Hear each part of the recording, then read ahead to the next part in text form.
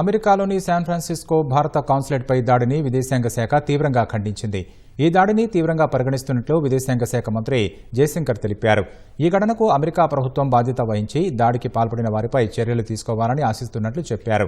భారతీయులకు అమెరికా వీసాల జారీలో జరుగుతున్న ఆలస్యంపై అమెరికా విదేశాంగ మంత్రి మార్కో రుబియోతో చర్చించినట్లు విదేశాంగ మంత్రి జయశంకర్ తెలిపారు.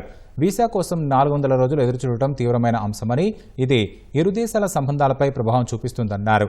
న్యాయపరమైన వలసలకే తమ మద్దతు ఉంటుందని విదేశాంగ మంత్రి జయశంకర్ స్పష్టం చేశారు.